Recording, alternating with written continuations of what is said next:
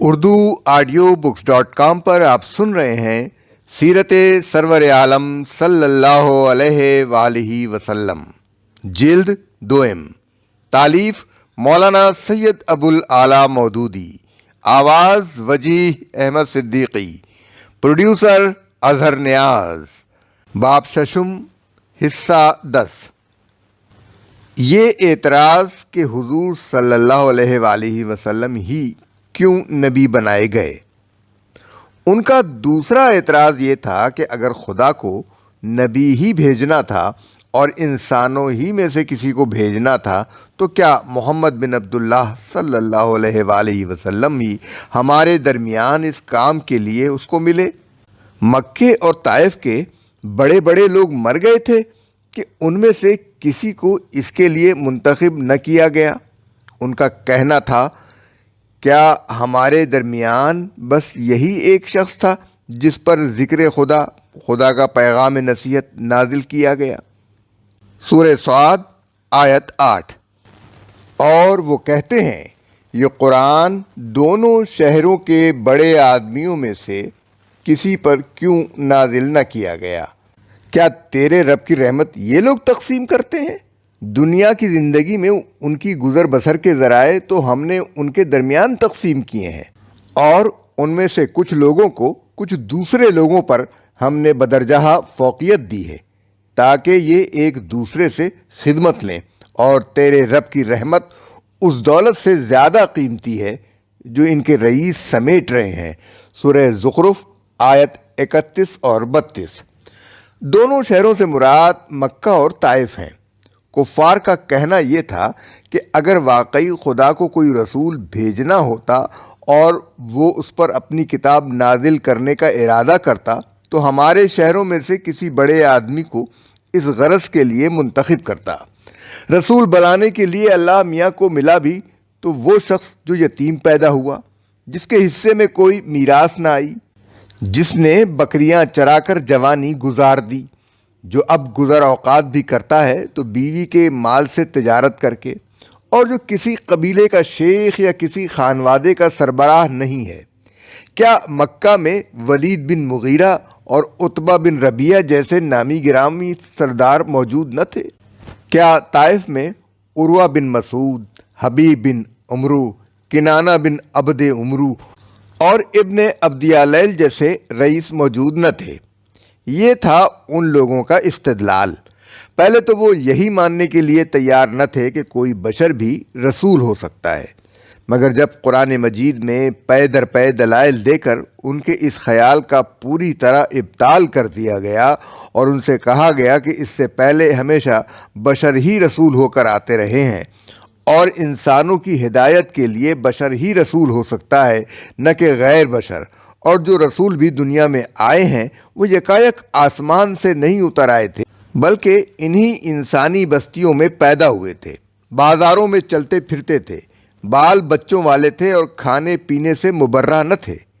تو انہوں نے دوسرا پیدرا بدلا کہ اچھا بشر ہی رسول صحیح، مگر وہ کوئی بڑا آدمی تو ہونا چاہیے، مالدار ہو، بااثر ہو، بڑے جتھے والا ہو، لوگوں میں اس کی شخصیت کی دھاک بیٹھی ہوئی ہو۔ محمد بن عبداللہ صلی اللہ علیہ وآلہ وسلم اس مرتبے کے لیے کیسے موزوں ہو سکتے ہیں؟ اس اعتراض کا جواب دیتے ہوئے چند مختصر الفاظ میں بہت سی اہم باتیں ارشاد ہوئی ہیں۔ پہلی بات یہ کہ تیرے رب کی رحمت تقسیم کرنا ان کے سپرد کب سے ہو گیا؟ کیا یہ طے کرنا ان کا کام ہے کہ اللہ اپنی رحمت سے کس کو نوازے اور کس کو نہ نوازے؟ یہاں رب کی رحمت سے مراد اس کی رحمت عام ہے جس میں سے ہر ایک کو کچھ نہ کچھ ملتا رہتا ہے۔ دوسری بات یہ کہ نبوت تو خیر بہت بڑی چیز ہے، دنیا میں زندگی بسر کرنے کے جو عام ذرائع ہیں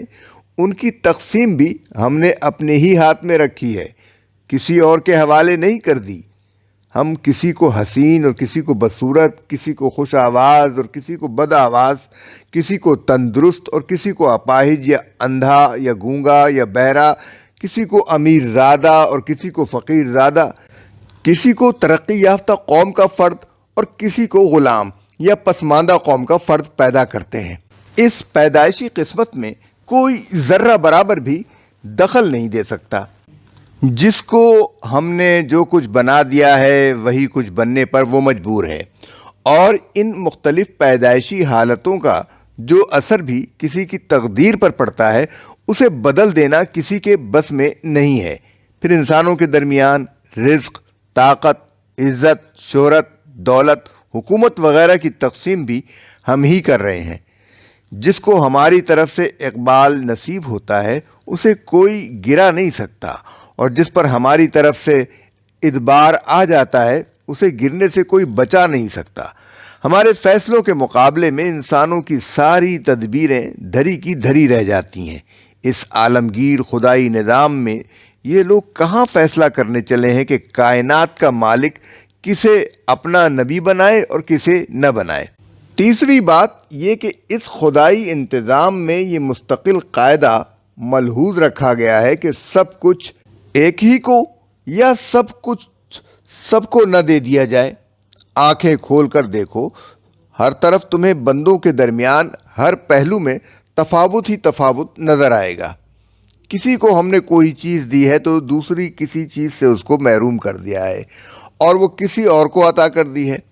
یہ اس حکمت کی بنا پر کیا گیا ہے کہ کوئی انسان دوسرے سے بے نیاز نہ ہو، بلکہ ہر ایک کسی نہ کسی معاملے میں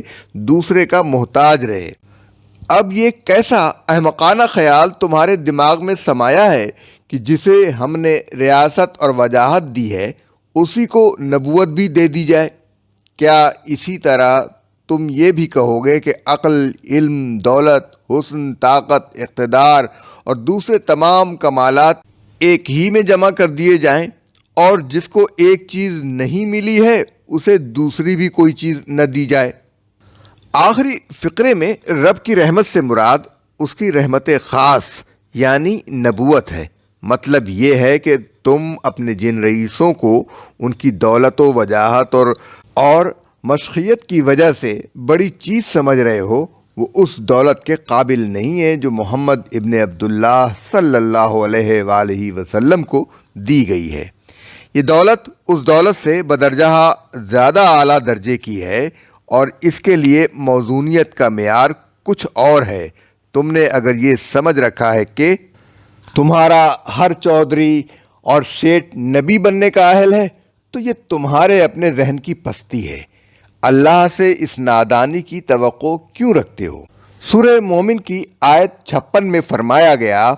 حقیقت یہ ہے کہ جو لوگ سند و حجت کے بغیر جو ان کے پاس آئی ہو اللہ کی آیات میں جھگڑے کر رہے ہیں، ان کے دلوں میں کبر بھرا ہوا ہے، مگر وہ اس بڑائی کو پہنچنے والے نہیں ہیں جس کا وہ گھمنڈ رکھتے ہیں۔ بس اللہ کی پناہ مانگ لو، وہ سب کچھ دیکھتا اور سنتا ہے۔ یعنی ان لوگوں کی بے دلیل مخالفت اور ان کی غیر معقول کج بحثیوں کی اصل وجہ یہ نہیں ہے کہ اللہ کی آیات میں جو سچائیاں اور خیر و صلاح کی باتیں ان کے سامنے پیش کی جا رہی ہیں وہ ان کی سمجھ میں نہیں آتی، اس لیے یہ نیک نیتی کے ساتھ ان کو سمجھنے کی خاطر بحثیں کرتے ہیں، بلکہ ان کے اس رویے کی اصل وجہ یہ ہے کہ ان کا غرور نفس یہ برداشت کرنے کے لیے تیار نہیں ہے کہ ان کے ہوتے عرب میں محمد صلی اللہ علیہ وآلہ وسلم کی پیشوائی اور رہنمائی تسلیم کر لی جائے، اور بالآخر ایک روز انہیں خود بھی اس شخص کی قیادت ماننی پڑے جس کے مقابلے میں یہ اپنے آپ کو سرداری کا زیادہ حقدار سمجھتے ہیں۔ اسی وجہ سے یہ ایڑی چوٹی کا زور لگا رہے ہیں کہ محمد صلی اللہ علیہ وآلہ وسلم کی بات کسی طرح نہ چلنے پائے، اور اس مقصد کے لیے انہیں کوئی ذلیل سے ذلیل حربہ استعمال کرنے میں بھی تامل نہیں ہے۔ دوسرے الفاظ میں مطلب یہ ہے کہ جس کو اللہ نے بڑا بنایا ہے وہی بڑا بن کر رہے گا، اور یہ چھوٹے لوگ اپنی بڑائی قائم رکھنے کی جو کوششیں کر رہے ہیں وہ سب آخر کار ناکام ہو جائیں گی۔ سورہ نحل کی آیت 2 میں فرمایا گیا، وہ اس روح یعنی وحی نبوت کو اپنے جس بندے پر چاہتا ہے اپنے حکم سے فرشتوں کے ذریعے نازل فرماتا ہے۔ یہ کفار کے ان اعتراضات کا جواب ہے جو وہ حضور صلی اللہ علیہ وآلہ وسلم پر کرتے تھے کہ اگر خدا کو نبی ہی بھیجنا تھا تو کیا بس محمد بن عبداللہ صلی اللہ علیہ وآلہ وسلم ہی اس کام کے لیے رہ گئے تھے؟ مکے اور طائف کے سارے بڑے بڑے سردار مر گئے تھے کہ ان میں سے کسی پر بھی نگاہ نہ پڑ سکی۔ اس طرح کے بیہودہ اعتراضات کا جواب اس کے سوا اور کیا ہو سکتا ہے؟ اور یہی متعدد مقامات پر قرآن میں دیا گیا ہے کہ خدا اپنے کام کو خود جانتا ہے، تم سے مشورہ لینے کی اسے حاجت نہیں ہے۔ وہ اپنے بندوں میں سے جس کو مناسب سمجھتا ہے آپ ہی اپنے کام کے لیے منتخب کر لیتا ہے۔ یہ اعتراض کہ اگر یہ حق ہوتا تو قوم کے بڑے لوگ ایمان لاتے۔ مشرکین کا ایک اعتراض یہ بھی تھا کہ جو کچھ محمد صلی اللہ علیہ وآلہ وسلم پیش کر رہے ہیں وہ اگر حق ہوتا تو سب سے پہلے قوم کے بڑے لوگ ایمان لاتے، نہ کہ چند ناسمجھ نوجوان، چند غلام اور چند غریب آدمی۔ سورہ احقاف کی آیت 11 میں فرمایا گیا، جن لوگوں نے ماننے سے انکار کر دیا وہ ایمان لانے والوں کے بارے میں کہتے ہیں کہ اگر یہ حق ہوتا تو یہ لوگ اس معاملے میں ہم سے سبقت نہ لے جا سکتے تھے، کیونکہ انہوں نے اس سے ہدایت نہ پائی، اس لیے اب یہ ضرور کہیں گے کہ یہ تو پرانا جھوٹ ہے۔ یہ ان دلائل میں سے ایک ہے جو قریش کے سردار عوام الناس کو نبی صلی اللہ علیہ وآلہ وسلم کے خلاف بہکانے کے لیے استعمال کرتے تھے۔ ان کا کہنا یہ تھا کہ اگر یہ قرآن برحق ہوتا اور محمد صلی اللہ علیہ وآلہ وسلم ایک صحیح بات کی طرف دعوت دے رہے ہوتے تو قوم کے سردار اور شیوخ اور معززین آگے بڑھ کر اس کو قبول کرتے۔ آخر یہ کیسے ہو سکتا ہے کہ چند ناتجربے کار لڑکے اور چند ادنا درجہ کے غلام تو ایک معقول بات کو مان لیں اور قوم کے بڑے بڑے لوگ جو دانا اور جہاں دیدہ ہیں اور جن کی عقل و تدبیر پر آج تک قوم اعتماد کرتی رہی ہے اس کو رد کر دیں؟ اس پرفریب استدلال سے وہ عوام کو مطمئن کرنے کی کوشش کرتے تھے کہ اس نئی دعوت میں ضرور کچھ خرابی ہے، اسی لیے تو قوم کے اکابر اس کو نہیں مان رہے ہیں، لہذا تم لوگ بھی اس سے دور بھاگو۔ اس پر تبصرہ کرتے ہوئے جو کچھ فرمایا گیا ہے اس کا مطلب یہ ہے کہ ان لوگوں نے اپنے آپ کو حق و باطل کا معیار قرار دے رکھا ہے۔ یہ سمجھتے ہیں کہ جس ہدایت کو یہ قبول نہ کریں وہ ضرور ضلالت ہونی چاہیے، لیکن یہ اسے نیا جھوٹ کہنے کی ہمت نہیں رکھتے، کیونکہ اس سے پہلے بھی انبیاء علیہم السلام یہی تعلیمات پیش کرتے رہے ہیں، اور تمام کتب آسمانی جو اہل کتاب کے پاس موجود ہیں انہی عقائد اور انہی ہدایات سے بھری ہوئی ہیں، اس لیے یہ اسے پرانا جھوٹ کہتے ہیں۔ گویا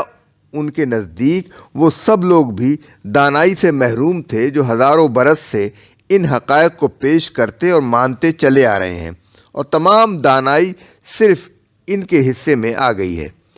ابن عباس کی روایت کے مطابق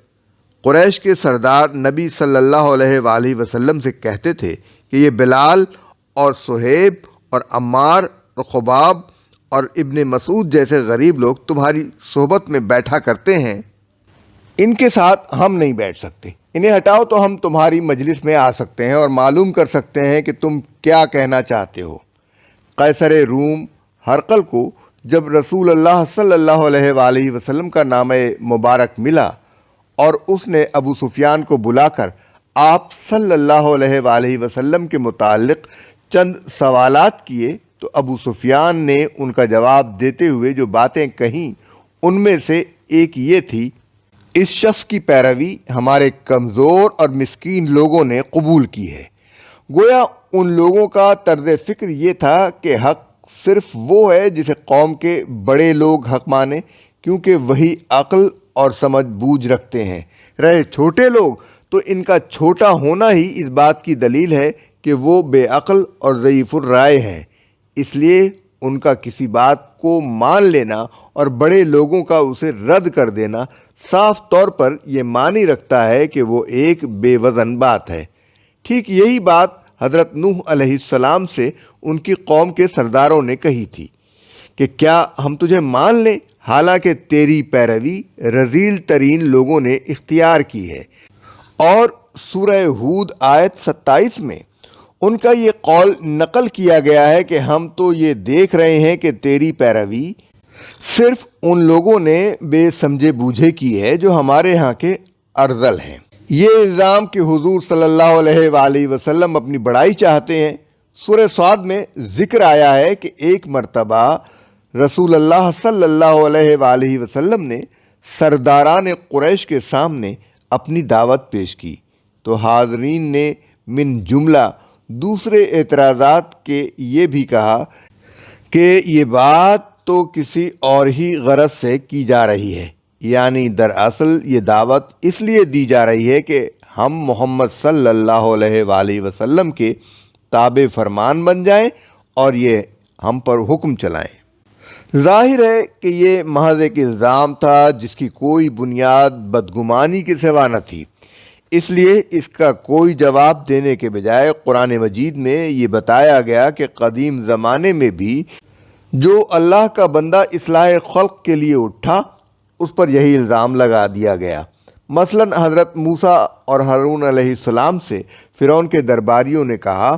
اے موسیٰ، کیا تو اس لیے آیا ہے کہ ہمیں اس طریقے سے پھیر دے جس پر ہم نے اپنے باپ دادا کو پایا ہے اور زمین میں بڑائی تم دونوں بھائیوں کی قائم ہو جائے؟ سورہ یونس آیت 7۔ یہی بات حضرت نوح سے ان کی قوم کے سرداروں نے کہی تھی، جسے سورہ مومنون کی 24ویں آیت میں اس طرح بیان کیا گیا ہے، یہ شخص کچھ نہیں ہے مگر ایک بشر تم ہی جیسا، بس یہ چاہتا ہے کہ تم پر برتری حاصل کر لے۔ مخالفین حق کا ایک قدیم ترین حربہ یہ ہے کہ جو شخص بھی اصلاح کے لیے کوشش کرنے اٹھے اس پر فوراً یہ الزام چسپاں کر دیتے ہیں کہ کچھ نہیں، بس یہ اقتدار کا بھوکا ہے۔ یہی الزام فرعون نے حضرت موسیٰ اور حضرت ہارون پر لگایا تھا کہ تم اس لیے اٹھے ہو کہ تمہیں ملک میں بڑائی حاصل ہو جائے۔ یہی الزام حضرت عیسیٰ علیہ السلام پر لگایا گیا کہ یہ شخص یہودیوں کا بادشاہ بننا چاہتا ہے، اور اسی کا شبہ نبی صلی اللہ علیہ وآلہ وسلم پر سرداران قریش ظاہر کیا کرتے تھے۔ چنانچہ کئی مرتبہ انہوں نے آپ سے یہ سودا کرنے کی کوشش کی کہ اگر اقتدار کے طالب ہو تو اپوزیشن چھوڑ کر حزب اقتدار میں شامل ہو جاؤ، ہم تمہیں بادشاہ بنا لیتے ہیں۔ اصل بات یہ ہے کہ جو لوگ ساری عمر دنیا اور اس کے مادی فائدوں اور اس کی شان و شوکت ہی کے لیے اپنی جان کھپاتے رہتے ہیں، ان کے لیے یہ تصور کرنا بہت مشکل بلکہ ناممکن ہوتا ہے کہ اسی دنیا میں کوئی انسان خلوص، نیک نیتی اور بے غرضی کے ساتھ فلاح انسانیت کی خاطر بھی اپنی جان کھپا سکتا ہے۔ وہ چونکہ اپنا اثر و اقتدار جمانے کے لیے دل فریب نعرے اور اصلاح کے جھوٹے وعدے شب و روز استعمال کرتے رہتے ہیں، اس لیے یہ مکاری و فریب کاری ان کی نگاہ میں بالکل ایک فطری چیز ہوتی ہے، اور وہ سمجھتے ہیں کہ اصلاح کا نام مکر و فریب کے سوا کبھی صداقت اور خلوص کے ساتھ لیا ہی نہیں جا سکتا۔ یہ نام جو بھی لیتا ہے ضرور وہ ان کا اپنا ہم جنس ہی ہوگا، اور لطف یہ ہے کہ مصلحین کے خلاف اقتدار کی بھوک کا یہ الزام ہمیشہ برسر اقتدار لوگ اور ان کے خوشامدی حاشیہ نشین ہی استعمال کرتے رہے ہیں، گویا خود انہیں اور ان کے آقایان نامدار کو جو اقتدار حاصل ہے وہ تو ان کا پیدائشی حق ہے، اس کے حاصل کرنے اور اس پر قابض رہنے میں وہ کسی الزام کے مستحق نہیں ہے۔ البتہ نہایت قابل ملامت ہے وہ جس کے لیے یہ غذا پیدائشی حق نہ تھی اور اب یہ لوگ اس کے اندر اس چیز کی بھوک محسوس کر رہے ہیں۔ اس جگہ یہ بات بھی اچھی طرح سمجھ لینی چاہیے کہ جو شخص بھی رائج الوقت نظام زندگی کی خرابیوں کو دور کرنے کے لیے اٹھے گا اور اس کے مقابلے میں اصلاحی نظریہ و نظام پیش کرے گا، اس کے لیے بہرحال یہ بات ناگزیر ہوگی کہ اصلاح کی راہ میں جو طاقتیں بھی سدھے راہ ہوں انہیں ہٹانے کی کوشش کرے اور ان طاقتوں کو برسر اقتدار لائے جو اصلاحی نظریہ و نظام کو عملاً نافذ کر سکیں۔ نیز ایسے شخص کی دعوت جب بھی کامیاب ہوگی، اس کا قدرتی نتیجہ یہی ہوگا کہ وہ لوگوں کا مقتدا اور پیشوا بن جائے گا، اور نئے نظام میں اقتدار کی باغیں یا تو اس کے اپنے ہی ہاتھوں میں ہوں گی یا اس کے حامیوں اور پیرووں کے ہاتھ ان پر قابض ہوں گے۔ آخر انبیاء اور مصلحین عالم میں سے کون ہے جس کی کوششوں کا مقصد اپنی دعوت کو عملاً نافذ کرنا نہ تھا، اور کون ہے جس کی دعوت کی کامیابی نے فی الواقع اس کو پیشوا نہیں بنا دیا؟ پھر کیا یہ امر واقعی کسی پر الزام چسپاں کر دینے کے لیے کافی ہے کہ وہ دراصل اقتدار کا بھوکا تھا اور اس کی اصل غرض وہی پیشوائی تھی جو اس نے حاصل کر لی؟ ظاہر ہے کہ بدطینت دشمنان حق کے سوا اس سوال کا جواب کوئی بھی اسبات میں نہ دے گا۔ حقیقت یہ ہے کہ اقتدار کے بجائے خود مطلوب ہونے اور کسی مقصد خیر کے لیے مطلوب ہونے میں زمین و آسمان کا فرق ہے، اتنا ہی بڑا فرق جتنا ڈاکو کے خنجر اور ڈاکٹر کے نشتر میں ہے۔ اگر کوئی شخص صرف اس بنا پر ڈاکو اور ڈاکٹر کو ایک کر دے کہ دونوں بالارادہ جسم چیرتے ہیں اور نتیجے میں مال دونوں کے ہاتھ آتا ہے، تو یہ صرف اس کے اپنے ہی دماغ یا دل کا قصور ہے، ورنہ دونوں کی نیت، دونوں کے طریقہ کار اور دونوں کے مجموعی کردار میں اتنا فرق ہوتا ہے کہ کوئی صاحب عقل آدمی ڈاکو کو ڈاکو اور ڈاکٹر کو ڈاکٹر سمجھنے میں غلطی نہیں کر سکتا۔ یہی معاملہ حضرت ہود علیہ السلام کے ساتھ پیش آیا اور ان کی قوم کے سرداروں نے بھی اپنے عوام کو مخاطب کر کے جو کہا، اس کا ذکر سورہ مومنون کی آیات 33 اور 34 میں اس طرح کیا گیا: یہ شخص کچھ نہیں ہے مگر ایک بشر تم ہی جیسا، جو کچھ تم کھاتے ہو وہی یہ کھاتا ہے اور جو کچھ تم پیتے ہو وہی یہ پیتا ہے۔ اب اگر تم نے اپنے ہی جیسے ایک بشر کی اطاعت قبول کر لی تو تم گھاٹے ہی میں رہو گے۔